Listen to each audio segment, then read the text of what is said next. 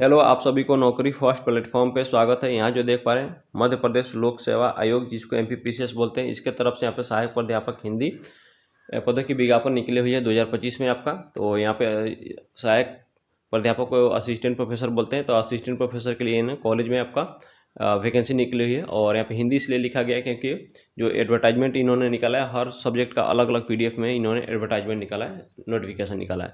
ऐसे देख पाइएगा आपका ह्यूमैनिटीज़ में भी देख पाइएगा, और लिटरेचर में भी देख पाइएगा, साइंस में भी देख पाइएगा, कंप्यूटर साइंस में भी आपका वैकेंसी मिलेगा आपको। मैं इसके ऑफिशियल वेबसाइट से मैं बता दूंगा। और सबका इन्होंने अलग अलग आपका नोटिफिकेशन दिया है। तो यहाँ पे हिंदी के लिए है। तो और यहाँ पे आपका जो विज्ञापन संख्या है देख सकते हैं यहाँ पे 10/2025। और आपका जो भी आपका रिक्रूटमेंट निकला है यहाँ पे 25/12/2025 सॉरी 30/12/2025 यानी 30 दिसंबर 2025 को इन्होंने रिलीज किया। उसके बाद परीक्षा का तिथि निर्धारित कर दिया गया 12 जुलाई 2026 को। ऑनलाइन का अंतिम तिथि रहने वाला है 26 मार्च 2026 यहाँ पे। तो इस प्रकार से यहाँ पे इम्पोर्टेंट कुछ डेट है, तो उसको यहाँ पे मैं कवर कर लेता हूँ। इसके जो भाग सी जो लिखा है फॉर्म का, तो इसमें भी जो देख पाइएगा यहाँ पे विज्ञापन तिथि आपका 30/12 को आ गया था। उसके बाद यहाँ पे ऑनलाइन आवेदन का शुरू हो रहा है आपका 27 फरवरी 2026 को। उसके बाद आप अंतिम जो आवेदन कर पाइएगा, ऑनलाइन अप्लाई कर पाइएगा 26 मार्च 2026 को। उसके बाद यहाँ देख पाइएगा इसमें कुछ गलती करते हैं, त्रुटि करते हैं, तो इसमें आपका करेक्शन का विंडो जो खुल पाएगा 2-3 से खुल पाएगा। उसके बाद अंतिम आप कर पाइएगा यानी 28 दिन 2 मार्च से लेकर के 28 मार्च तक आप जो इसमें करेक्शन कर सकते हैं। उसके बाद यहाँ पे ऑनलाइन प्रवेश पत्र यानी एडमिट कार्ड आपका आ जाएगा 2/7 यानी 2 जुलाई को आ जाएगा। और आपका एग्ज़ाम जो है 12 जुलाई को है। उसके बाद यहाँ पे देखो विलम्ब शुल्क, यदि इस डेट को आप क्रॉस करते हैं, इसमें आप फॉर्म नहीं भर पाते हैं, तो 2 अप्रैल से लेकर के 16 यहाँ पे 16 जून तक आपको 3000 आपको पेमेंट करना होगा। यदि इसको क्रॉस करते हैं तो 17/6 से आपको जो कर पाइएगा, तो यहाँ पे विलम्ब शुल्क यहाँ 25,000 रुपये आपको एक्स्ट्रा फाइन करना होगा, तब जाकर आपको फॉर्म जो अप्लाई कर पाएगा। तो इसलिए समय रहते आप फॉर्म को अप्लाई कर लीजिएगा। इसमें ज़्यादा कुछ इसका एलिजिबिलिटी नहीं मांगा गया, उसको भी मैं बता दे रहा हूँ। और इस फॉर्म के जो भाग बी में जो देखिएगा यहाँ पे इन्होंने पद का यहाँ पे विवरण दिया। तो यहाँ पे टोटल पोस्ट आपका 57 हो जाएगा। कैटेगरी के अकॉर्डिंग इस प्रकार से डिवाइडेड है, इसको देख लीजिएगा। इसको थोड़ा सा और नीचे स्क्रॉल कर पाइएगा ऊपर में, तो यहाँ पे देखिएगा पद का नाम जो दिया गया यहाँ पे जो आपका असिस्टेंट प्रोफेसर के ही है, यहाँ पे राजपत्रित है, द्वितीय श्रेणी का आपका यानी ग्रुप बी का होगा। उसके बाद यहाँ पे देख पाइएगा मध्य प्रदेश शासन या फिर उच्च शिक्षा विभाग से। उसके बाद अस्थायी है यानी रेगुलर है, परमानेंट आपका पोस्ट है। एक बार आप ज्वाइन कर लेते हैं तब 60 ईयर्स के एज तक आपको यहाँ पे काम कर पाइएगा। उसके बाद वेतनमान जो आपका रहने वाला है, सैलरी जो मिलेगा लेवल 10 का मिलेगा, और 57,700 यानी 57,700 मिलेगा। शैक्षणिक कार्य आपको करना होगा, यहाँ पे कर्तव्य जो ड्यूटी होगा। उसके बाद यहाँ पे पद का नाम यहाँ पे सहायक प्राध्यापक हिंदी का लिए है।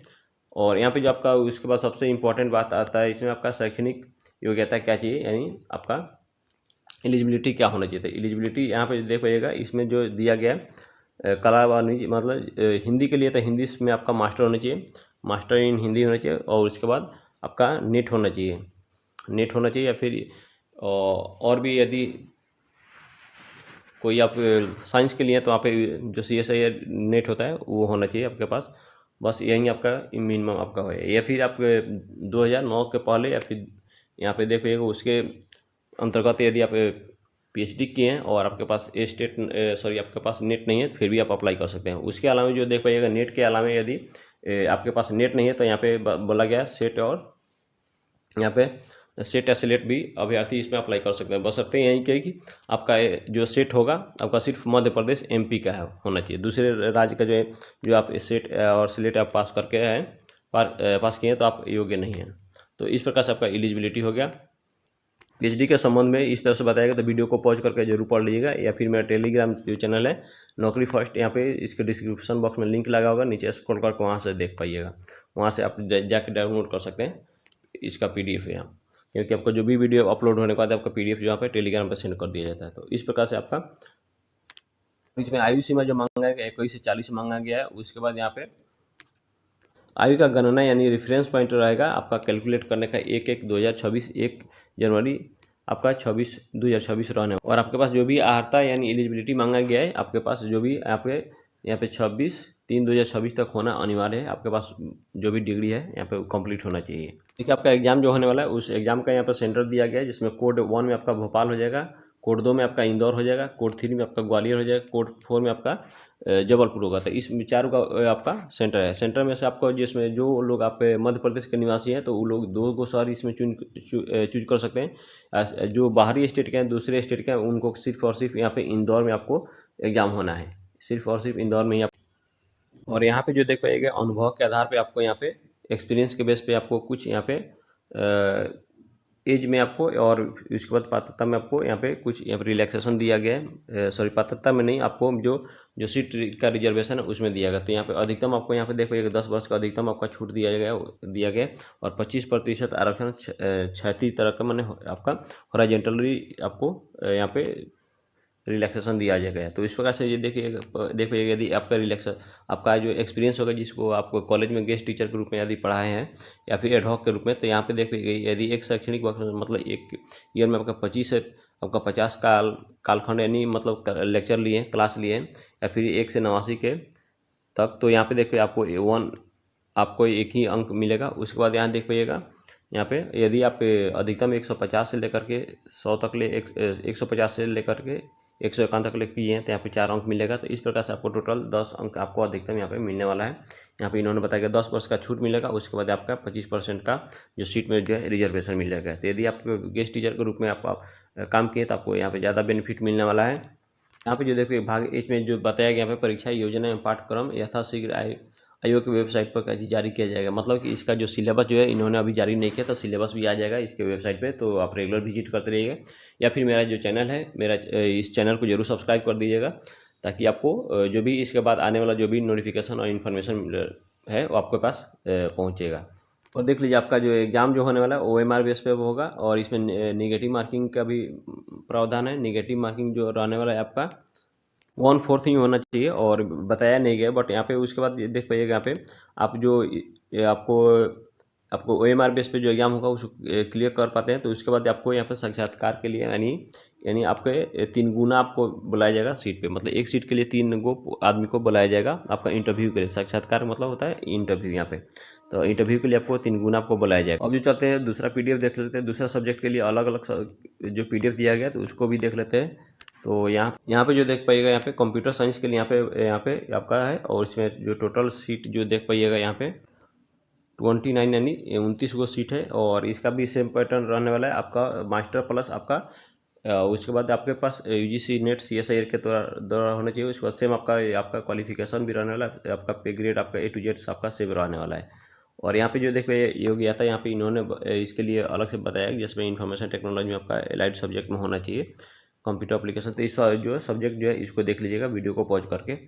और यहाँ जो देख पाइएगा आपका फिजिक्स के लिए पे भौतिक शास्त्र के लिए आपका है, और इसमें भी आपका टोटल सीट होगा 120 आपको सीट दिखाई दे रहा होगा। तो 120 आपका इसमें सीट है। उसके बाद कैटेगरी के अनुसार यहाँ पे डिवाइडेड भी है। और सब में यहाँ भी मास्टर डिग्री प्लस होना चाहिए आपका CSIR नेट होना चाहिए या फिर UGC नेट होना चाहिए। उसके बाद बस, और यदि PhD आप किए 2009 के पहले या 2009 में तो आपका इस तरह से है।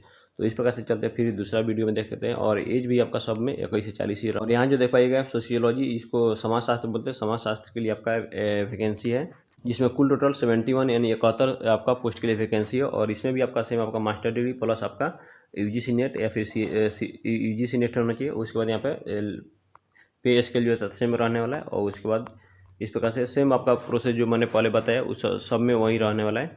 तो अब जो चलते हैं इसके डायरेक्ट ऑफिशियल साइट पे, जहाँ पे और भी बाकी जो सब्जेक्ट है उसको भी देख लिया जाए। और इस प्रकार से जो देखिए इसमें भी एज आपका 21 से 40 ही रहने वाला है। तो इस प्रकार से कोई भी ब्राउजर में जो है mppcs.mp.gov.in सर्च कीजिएगा, तो सर्च करने के बाद इस प्रकार से आपके पास इंटरफेस जो होगा ओपन हो पाएगा। तो ओपन होने के बाद यहाँ पे जो देख पाइएगा यहाँ पे एक आपका सेक्शन आ रहा है रिक्रूटमेंट एंड एडवर्टाइजमेंट का। तो यहाँ पे जो आपको क्लिक करना होगा। क्लिक करने के बाद फिर से जो आपके पास यहाँ पे एडवर्टाइजमेंट का यहाँ पे जो देख पा रहे हैं आपका सेक्शन जो है ओपन हुआ है। तो इस प्रकार से आपका एडवर्टाइजमेंट का ओपन होगा। तो इस प्रकार से बहुत सारा एडवर्टाइजमेंट है। तो इसको यहाँ पे मेडिकल ऑफिसर का जो मैंने बोला हूँ उसको कवर कर चुका हूँ। इसके बाद असिस्टेंट रजिस्ट्रार का भी कवर कर चुका हूँ। और यहाँ पे जो देख पाइएगा यहाँ से शुरू हो रहा है। यहाँ पे आपका असिस्टेंट प्रोफेसर के लिए यहाँ जो देख पाइएगा यहाँ पर असिस्टेंट प्रोफेसर के लिए यहाँ पे हिंदी के लिए है। उसके बाद इस तरह से थोड़ा सा और इसको स्क्रॉल कर पाइएगा तो नीचे जो दिखाई पड़ रहा होगा आपको। यहाँ पे इंग्लिश के लिए भी है, यहाँ पे इंग्लिश के लिए है। फिर उसके बाद यहाँ पे आप संस्कृत के लिए है। उसके बाद नीचे जो देख पाइएगा इस तरह से स्क्रॉल करते जाइएगा तो यहाँ पे आपको दिखाई देगा, यहाँ पे ज्योग्राफी के लिए है, यहाँ पे ज्योग्राफी के लिए यहाँ पे ज्योग्राफी दिखाई देगा। फिर उसके बाद यहाँ पे हिस्ट्री दिखाई देगा, जो भी आपका ह्यूमैनिटीज या सोशल साइंसेज का सब्जेक्ट है। उसके बाद यहाँ पे साइकोलॉजी आपको दिखाई देगा, यहाँ पे साइकोलॉजी है। फिर उसके बाद यहाँ पे उसके नीचे जो देख पाइएगा, थोड़ा सा स्क्रॉल कर पाइएगा तो यहाँ पे लॉ के लिए है। फिर उसके बाद यहाँ पे ज्योग्राफी के लिए है, सॉरी जियोलॉजी के लिए, ज्योग्राफी का हो गया। उसके बाद यहाँ पे यौगिक विज्ञान हो गया। उसके बाद यहाँ पे आपका यहाँ पे कॉमर्स के लिए है। उसके बाद यहाँ पे पॉलिटिकल साइंस के लिए। फिर उसके बाद यहाँ पे इकोनॉमिक्स के लिए। फिर उसके सोशियोलॉजी के लिए है, और यहाँ पे फिजिक्स के लिए, फिर केमिस्ट्री के लिए, या फिर इसके बाद यहाँ पे बॉटनी के लिए है। उसके नीचे जूलॉजी के लिए। और इस प्रकार से यहाँ पे जो देख पाएगा 2 नंबर पे इसको जैसे क्लिक कर पाइएगा तो इसको थोड़ा आगे फिर ले जाएगा। तो यहाँ पे जो देख पाइएगा तो 26 नंबर से देख पाइएगा, 26 नंबर पे आपका मैथमेटिक्स का है। उसके बाद यहाँ पे कंप्यूटर साइंस के लिए आपका लास्ट यहीं 27 तक है। तो यहाँ पे जो अब यहाँ पे आपको डिटेल्स जो देखना है तो यहाँ पे जो क्लिक कीजिएगा तो आपको PDF ओपन हो जाएगा, और यहाँ पे जो आपका ऑल डिटेल्स पे आपका क्लिक कीजिएगा तो इस प्रकार से ओपन होगा यहाँ पे, जिसमें आपको यहाँ पे स्टार्ट आपका अप्लाई कब से हो रहा है शुरू, और यहाँ पे इन डेट कब होने वाला है। उसके बाद यहाँ पे देख पाइएगा अटैचमेंट, यहाँ पे PDF आपको मिल जाएगा। तो PDF के लिए यहाँ से भी आप डाउनलोड कर सकते हैं। इसलिए मैंने यहाँ पे पहले ऑलरेडी डाउनलोड किया था, फिर भी बोला कि डाउनलोड दोबारा करने के लिए, तो यहाँ पे दोबारा यहाँ पे कर दिए डाउनलोड। तो इस प्रकार से आपका यहाँ पे देख रहे हैं, यहाँ पे कंप्यूटर साइंस के लिए लास्ट जो था तो इसका ओपन हुआ है।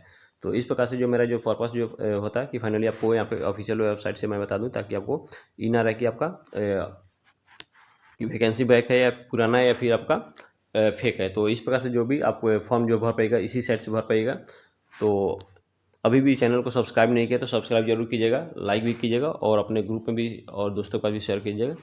थैंक यू, धन्यवाद।